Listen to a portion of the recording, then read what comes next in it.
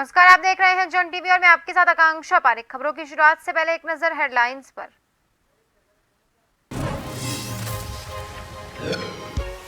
उत्तराखंड दौरे पर पीएम मोदी। पिथौरागढ़ में पार्वती कुंड में की पूजा अर्चना। बेस कैंप में सेना के अधिकारियों ने किया स्वागत। करीब 4200 करोड़ रुपए की दी सौगात, किया रोड शो।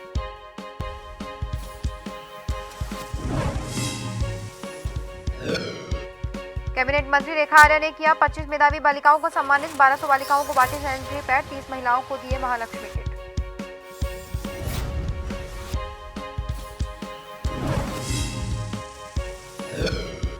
नैनीताल हाईकोर्ट ने राज्य निर्वाचन आयोग और राज्य सरकार दोनों को लगाई फटकार। पूछा, अब तक निकाय चुनाव का कार्यक्रम घोषित क्यों नहीं हुआ? अगली सुनवाई 1 नवंबर को।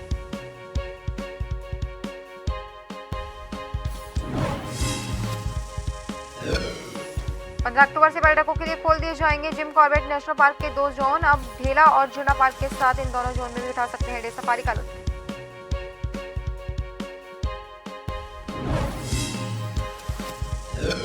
और उद्योगपति मुकेश अंबानी का बद्रीनाथ दौरा। श्री बद्रीनाथ धाम की यात्रा के दौरान विशेष पूजा अर्चना। बीकेटीसी को दिए 5 करोड़।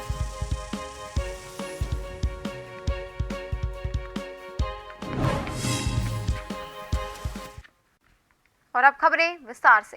प्रधानमंत्री नरेंद्र मोदी आज उत्तराखंड दौरे पर हैं। प्रधानमंत्री नरेंद्र मोदी ने पिथौरागढ़ के पार्वती कुंड में पूजा अर्चना की। पुजारी ने प्रधानमंत्री को टीका लगाया। इसके बाद उन्होंने मंदिर में शंख ध्वनि कर पूजा अर्चना की। वहीं डमरू बजाकर भगवान शिव की आराधना की। इसके बाद व्यू पॉइंट से आदि कैलाश की भव्यता के दर्शन किए।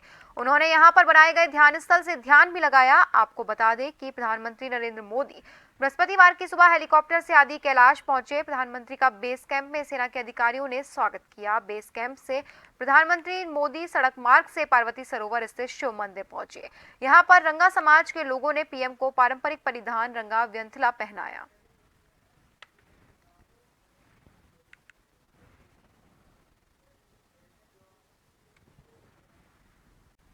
प्रधानमंत्री नरेंद्र मोदी 12 अक्टूबर को भारत की आध्यात्मिक भूमि आदि कैलाश पहुंचे। यहां शिव मंदिर में पूजा करते हुए प्रधानमंत्री ने आदि कैलाश के विराट दर्शन किए और देश की सुख समृद्धि और खुशहाली के लिए प्रार्थना की। शिवधाम आदि कैलाश आगमन पर प्रधानमंत्री मोदी का जोरदार स्वागत हुआ। इस दौरान उत्तराखंड के मुख्यमंत्री पुष्कर सिंह धामी भी मौजूद रहे। प्रधानमंत्री मोदी अपने निर्धारित कार्यक्रम के तहत 12 अक्टूबर 2023 को सुबह 8:45 पर हेलीकॉप्टर से पिथौरागढ़ जनपद में ज्योतिर्लिंगकोंग हेलीपैड उतरे। यहां से दाहिनी ओर करीब 1.5 किलोमीटर की दूरी कार से तय करते हुए हिमालय की चोटी पर स्थित पार्वती सरोवर और शिव मंदिर पहुंचे। करीब 25 मिनट तक शिव की पूजा और ध्यान किया।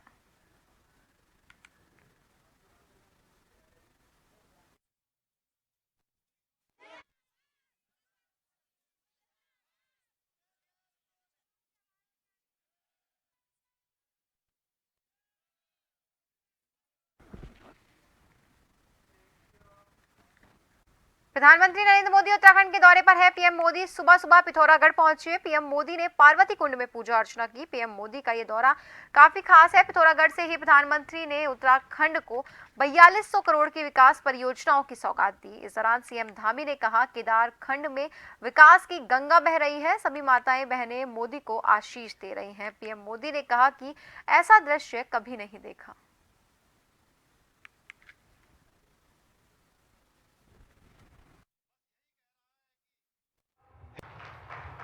आज प्रातःकाल से जिस प्रकार से माननीय प्रधानमंत्री जी का हमारे राज्य में आगमन हुआ और जिस प्रकार से लोगों ने आज ऐसा लग रहा है कि पिथौरागढ़ पहुंचते पहुंचते शायद ही कोई घरों पर अपने हो, सारे की सारी माताएं बहनें बड़े बुजुर्ग छोटे छोटे बच्चे सारे माननीय प्रधानमंत्री जी का स्वागत करने के लिए सड़कों पर और बुजुर्ग माताएं उनको अपना आशीष देने के लिए सड़कों पर खड़ी थी। आज विकास की गंगा वही है। हर प्रकार से आज केदारखंड विकसित हुआ है, पौराणिक स्थलों का विकास हुआ है। उसी प्रकार आज आपकी मानसखंड की यात्रा जो आज आदि कैलाश से प्रारंभ हुई है, निश्चित रूप से इस यात्रा से इस संपूर्ण क्षेत्र को विकास निश्चित रूप से पहुंचेगा। आज का लाभ मिलेगा। आज सुबह से मैं उत्तराखंड में जहां गया, अद्भुत प्यार, अपार आशीर्वाद ऐसा लग रहा था जैसे स्नेह की गंगा बह रही है। राष्ट्र रक्षा और आस्था की इस तीर्थ भूमि पर मैं जब जब आया हूं, जब भी आपका स्मरण किया है, मैं धन्य हो जाता हूं। मध्य प्रदेश में चुनावों का ऐलान होने के बाद एमपी के सीएम शिवराज सिंह चौहान 2 दिन के उत्तराखंड दौरे पर रहे। इस दौरान शिवराज सिंह चौहान ने कई साधु संतों से मुलाकात कर आशीर्वाद लिया। हरिद्वार पहुंचे शिवराज सिंह चौहान ने शांति कुंज प्रमुख डॉक्टर प्रणव पंड्या से भी मुलाकात की। आध्यात्मिक संस्था शांति कुंज के मध्य प्रदेश में बड़ी संख्या में अनुयायी है, इसीलिए मुख्यमंत्री शिवराज सिंह चौहान के शांति कुंज दौरे को मध्य प्रदेश के आगामी चुनावों से जोड़कर देखा जा रहा है। हालांकि शिवराज सिंह चौहान ने अपने दौरे को आध्यात्मिक यात्रा बताया। शिवराज सिंह चौहान ने कहा कि धर्मनगरी से साधु संतों का आशीर्वाद लेकर वो भोपाल जाएंगे और चुनावी अभियान का श्री गणेश करेंगे।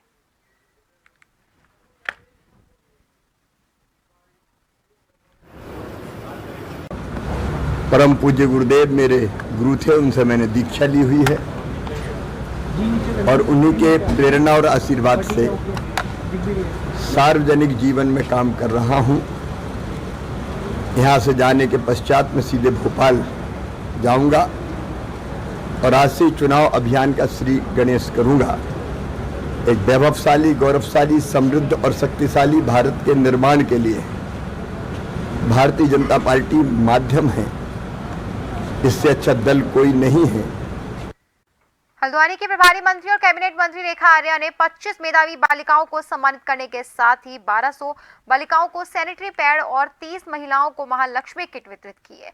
इसके साथ ही उन्होंने कहा कि बेटियां हर क्षेत्र में अपनी काबिलियत दिखाते हुए देश और प्रदेश का नाम रोशन कर रही हैं। अंतर्राष्ट्रीय बालिका दिवस के मौके पर हल्द्वानी स्थित राजकीय बालिका इंटर कॉलेज में आयोजित कार्यक्रम में जिले की प्रभारी मंत्री और उत्तराखंड सरकार में कैबिनेट मंत्री रेखा आर्या ने मुख्य अतिथि के रूप में शिरकत की, जहां पार्टी कार्यकर्ताओं और आंगनवाड़ी कार्यकर्तियों ने उनका स्वागत किया। कार्यक्रम का शुभारंभ दीप जलाकर किया गया। इस दौरान प्रभारी मंत्री ने उपस्थित छात्राओं को संबोधित किया और कहा कि समाज और राष्ट्र निर्माण में महिलाओं का सदैव ही उल्लेखनीय योगदान रहा है, हमें उनके योगदान को भूलना नहीं चाहिए।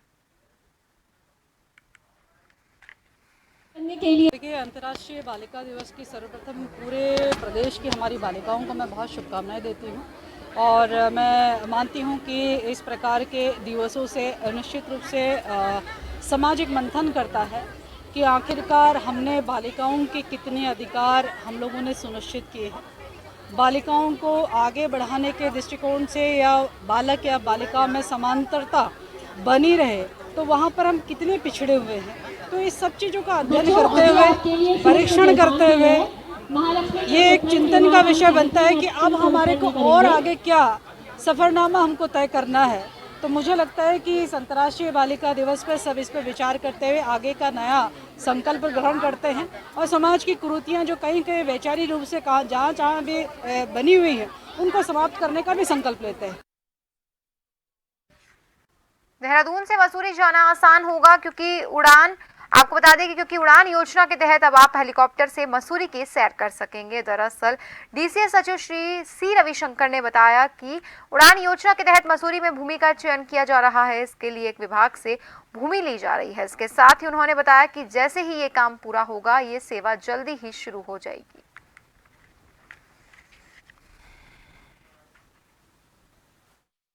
सहस्त्रधारा हेलीपैड से मसूरी तक जो है एक उड़ान योजना के तहत जो है एक सेवा शुरू होने जा रहा है। उसके लिए अभी हम लैंड के संबंध में किसी विभाग से जो है हम एनओसी का अभी अपेक्षा कर रहे हैं। तो वो जो है लैंड का स्थिति जैसे ही सॉल्व हो जाएगा तो बहुत जल्दी जो है वो देहरादून टू मसूरी उड़ान योजना के तहत वो हेली सेवा भी शुरू हो जाएगा। जिलाधिकारी उधम सिंह नगर उदयराज सिंह ने सीमांत खटीमा नगर के मंडी समिति कार्यालय पहुंचकर क्षेत्र में होने वाली धान खरीद के बारे में जानकारी ली। इस विषय में जिलाधिकारी ने मंडी समिति सचिव और धान खरीद एजेंसियों के साथ बैठक कर धान खरीद शुरू करने हेतु आवश्यक दिशा निर्देश दिए। जिलाधिकारी ने कहा कि किसान हमारे लिए सर्वोपरि है, इसलिए सभी के द्वारा ध्यान रखा जाए कि किसानों को निर्धारित मूल्य से कम मूल्य पर अपना धान बेचने के लिए मजबूर न होना पड़े। किसानों को उनके उत्पाद का उचित मूल्य दिलाना हमारी जिम्मेदारी है। जिलाधिकारी ने मंडी समिति सचिव को निर्देशित करते हुए कहा कि कच्चा आड़तियों और राइस मिलर्स से संपर्क स्थापित कर किसानों के धान की खरीदी समय से करवाएं। और देखिए, ये जानकारी मिल रही थी कि जो हमारे राइस मिलर्स अड़तिया का लाइसेंस लेते थे, रजिस्ट्रेशन कराते थे, वो पिछले 2-3 दिन में जो उनको आगे आके रजिस्ट्रेशन कराना चाहिए था, जो बात हुई थी, वो उनकी ओर से कुछ शिथिलता देखी गई। तो इस विषय में मैंने अपने संबंधित एसडीएम से कहा है और मार्केटिंग विभाग से और मंडी से कि भाई देखिए कि आखिर ये क्यों रजिस्ट्रेशन नहीं करा रहे हैं। तो इनके यहाँ ज़रा निरीक्षण कर लीजिए और एक रिपोर्ट तैयार करा लीजिए कि आखिर क्या कारण है। अगर किसान को दिक्कत होगी फेल्योर माना जाएगा। इंडस्ट्रीज लिमिटेड के प्रमुख और देश के प्रसिद्ध उद्योगपति मुकेश अंबानी ने श्री बद्रीनाथ धाम की यात्रा की और मंदिर में विशेष पूजा अर्चना की। इस मौके पर उन्होंने श्री बद्रीनाथ केदारनाथ मंदिर समिति यानी बीकेटीसी को 5 करोड़ रुपए की धनराशि दी। उन्होंने चेक के जरिए ये धनराशि बीकेटीसी के अध्यक्ष अजेंद्र अजय को सौंपी। इस मौके पर बीकेटीसी के उपाध्यक्ष किशोर पवार भी मौजूद थे। पूर्व में भी अंबानी परिवार द्वारा हर साल बेशकीमती दान किया जाता रहा है।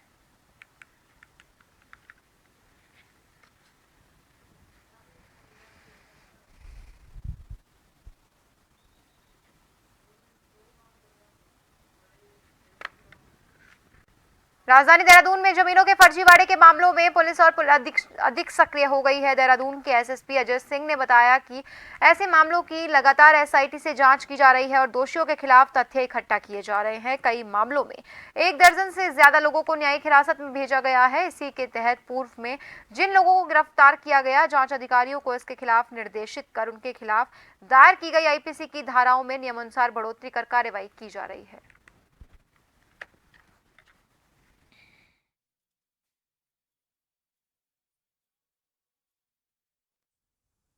एक जमीन संबंधी धोखाधड़ी की एसआईटी द्वारा निरंतर इसमें जांच की जा रही। नए इसमें जो भी लोग प्रकाश में आ रहे हैं उनकी गिरफ्तारी और साक्ष्य संकलन किया जा रहा है। इसी दौरान जो पूर्व में क्लेमेंट टाउन में एक कोठी को ध्वस्त करने और कब्जा करने में मुकदमा डकैती की धाराओं में बाद में तरमीम होकर दर्ज किया गया था, उसकी इन्वेस्टिगेशन में जो इस एसआईटी द्वारा जो जाँच की जा रही फर्जीवाड़े की, उसमें केपी सिंह और अन्य लोग के नाम भी आए थे जो वर्तमान में न्यायिक हिरासत में है। उस मामले में भी उसकी विवेचना में नाम प्रकाश में आया था, जिसका 420 की धारा में जो है चालान किया गया था। फिलहाल के लिए खबरों में रुकेंगे एक छोटे से ब्रेक के लिए। जल्द हाजिर होंगे, बने रहिए जन टीवी के साथ।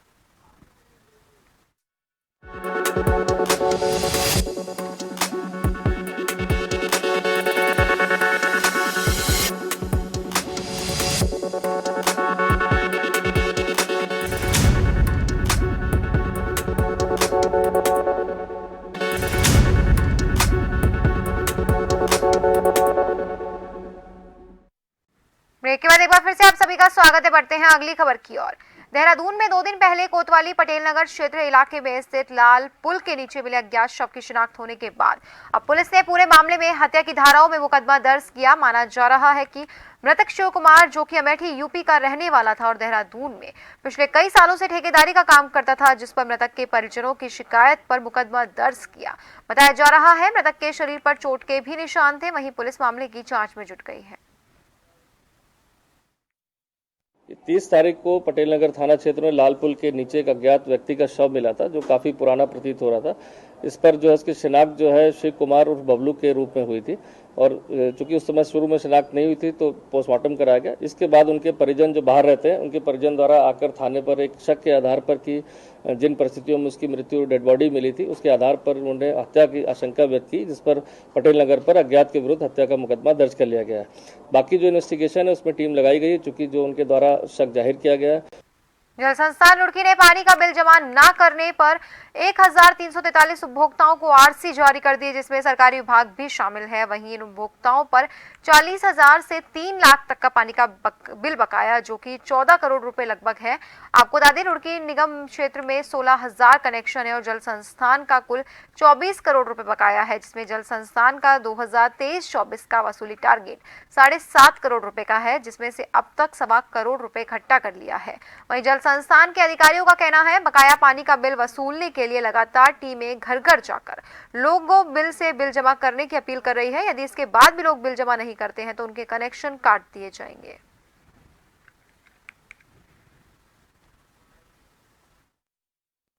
जो जल संस्थान रुड़की के हमारे जो टोटल पेयजल उपभोक्ता हैं वो लगभग 16,000 हैं और लगभग इन पे 24 करोड़ का हमारा पूरा बकाया है।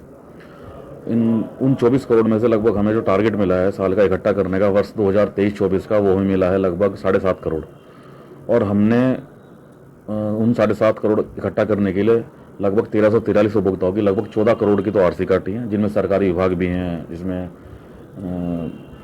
क्या बोलते हैं सिंचाई विभाग भी है और अपना देवबंद समांतर शाखा यूपी इरिगेशंस भी है और पीडब्ल्यूडी भी है, यूपी सील भी है, काफ़ी डिपार्टमेंट। पौड़ी गढ़वाल के मत्स्य पालकों को बेहतरीन तकनीक सीखने के उद्देश्य से मत्स्य विभाग ने 25 काश्तकारों की एक दल को शैक्षिक भ्रमण पर भेजा।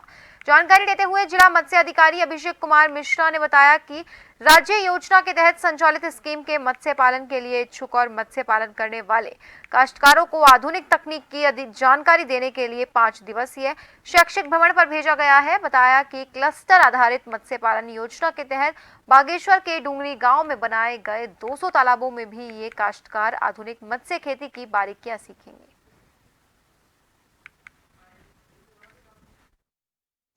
केंद्र सरकार की एक स्कीम है नील क्रांति। नील क्रांति में ये इसमें मत्स्य पालन आता है, जिसमें कि हमें किसानों को पानी और जवानी 2 बातें यहाँ पे आती हैं। पानी को रोकने की ये बहुत अच्छी स्कीम है। इससे पानी की बचत तो होगी, साथ में इसमें मत्स्य पालन भी होगा।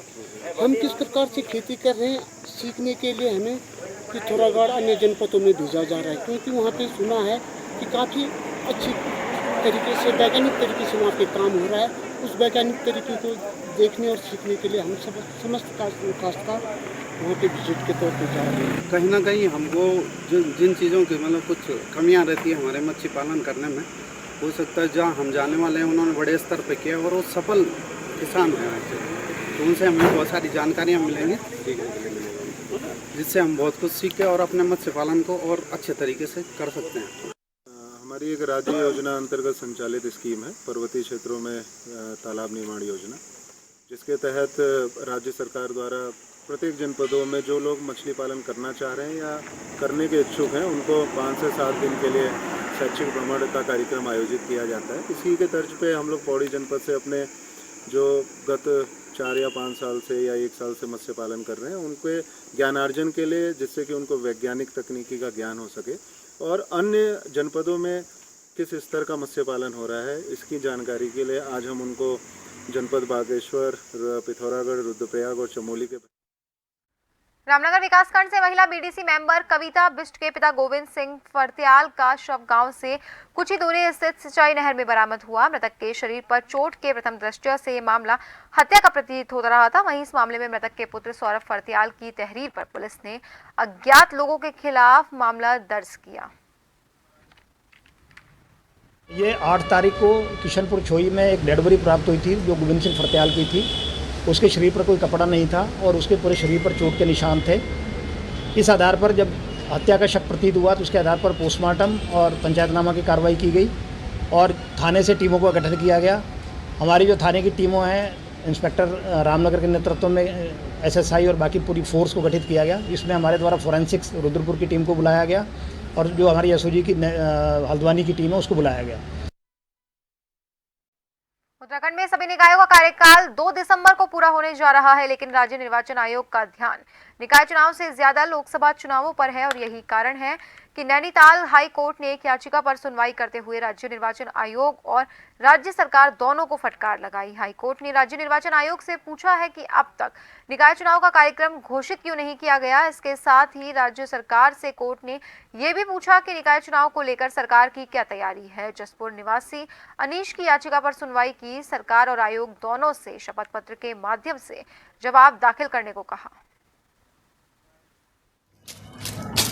उत्तराखंड में म्यूनसिपैलिटीज के जो इलेक्शन थे उनका 5 साल का टर्म जो है 2 दिसंबर 2023 में कंप्लीट होने जा रहा है और भारतीय संविधान के आर्टिकल 243U में प्रावधान है कि टर्म खत्म होने से 6 महीने पहले जो है चुनावी प्रक्रिया अगले बोर्ड के गठन के लिए चालू हो जानी चाहिए सारी नगर पालिकाओं में जहाँ जहाँ ये टर्म खत्म हो रहा है।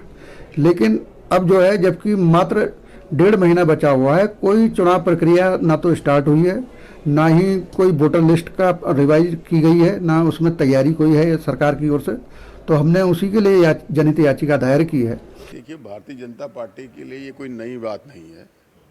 आप देखेंगे जम्मू कश्मीर में एक लंबे अरसे से विधानसभा के चुनाव नहीं हुए हैं। उत्तर प्रदेश में नगर निगम नगर पालिकाओं के चुनाव में काफ़ी देरी बरती गई और आज वही उत्तराखंड में भी है। सरकार सिर्फ और सिर्फ जो सरकार में बैठे हुए लोग हैं वो मदमस्त हैं। विश्व प्रसिद्ध जिम कॉर्बेट नेशनल पार्क के 2 जोन बिजरानी और गर्जिया पर्यटन जोन मानसून के बाद 15 अक्टूबर से पर्यटकों के लिए खोल दिए जाएंगे। अब पार्क के ढेला झरना के साथ ही बिजरानी और गर्जिया जोन में भी पर्यटक डे सफारी का लुत्फ उठा सकते हैं। वहीं इस विषय में जानकारी देते हुए कॉर्बेट पार्क के डिप्टी डायरेक्टर दिगांत नायक ने बताया कि 15 अक्टूबर से कॉर्बेट पार्क के 2 पर्यटक जोन डे सफारी के लिए खोले जा रहे हैं, जिसमें बिजरानी और गर्जिया पर्यटन जोन शामिल हैं। उन्होंने बताया कि सफारी के साथ ही 15 नवंबर से शुरू होने वाले रात्रि विश्राम की एडवांस बुकिंग के लिए वेबसाइट खोली जाएगी।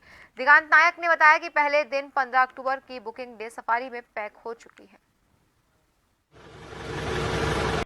15 अक्टूबर से हमारा जैसे चला आ रहा है, हमारा बिजरानी जोन और गर्जिया जोन खोल रहे हैं, तो ये 15 अक्टूबर से 30 जून तक खुला रहेगा। और इसमें बुकिंग्स ऑलरेडी स्टार्ट कर ली है। हमारा नए वेबसाइट पे बुकिंग्स हो रही है। बिजरानी का सारा बुकिंग भी हो गया है 15 अक्टूबर का। और बाकी तो नाइट स्टे जो है वो 15 नवंबर से खुलेंगे। अभी के लिए 15 अक्टूबर के लिए ये देला जिन्ना के साथ बिजरानी और गर्जिया भी चलेंगे। 15 अक्टूबर का ऑलरेडी बिजरानी का टिकट फुल हो चुके हैं। अभी बाकी का अभी टिकट मतलब बुकिंग हो ही रहे हैं।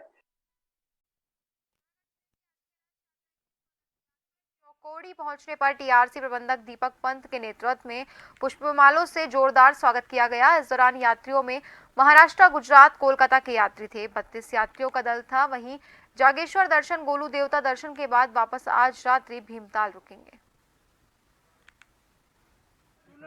हम KMBN की आदि कैलाश और ओम पर्वत की 21st बैच में थे, जो 5 अक्टूबर से काठगोदाम से चालू हुई थी। तो उसमें हमें 32 यात्री थे, 32।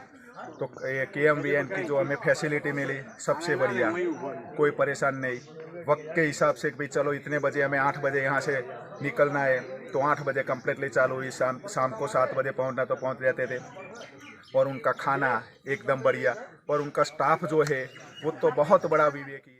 काशीपुर में श्री रामलीला कमेटी के तत्वाधान में आयोजित होने वाली रामलीला मंचन का वैदिक मंत्रोच्चार और विधिवत पूजा अर्चना के साथ शुभारंभ हुआ। बीती रात्रि रामनगर रोड स्थित रामलीला मंचन का शुभारंभ पूर्व सांसद और दर्जा प्राप्त कैबिनेट मंत्री बलराज पासी, विधायक त्रिलोक सिंह चीमा, मेयर श्रीमती उषा चौधरी ने संयुक्त रूप से किया। इस मौके पर उपस्थित वक्ताओं ने श्री राम के चरित्र और उनके आदर्श को भारतीय संस्कृति का गौरव बताया। आपको बता दें कि पहले दिन नारद मोह और रावण वेदवती का संवाद का मंचन किया गया।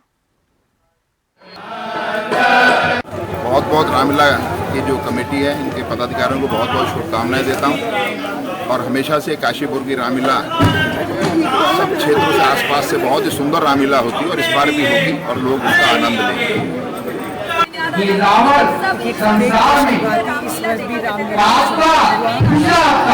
सब हम लोग बड़े हर्षोल्लास के इस शुभारंभ पर आते हैं और निश्चित कहीं न कहीं यहाँ से वो भक्ति, वो राम का परित्याग, वो भाई का प्यार, वो परिवार का स्नेह, मिला का त्याग, सभी चीजें आने वाले इसमें जो मंचन होगा उसमें सभी चीजें दिखाई जाएंगी।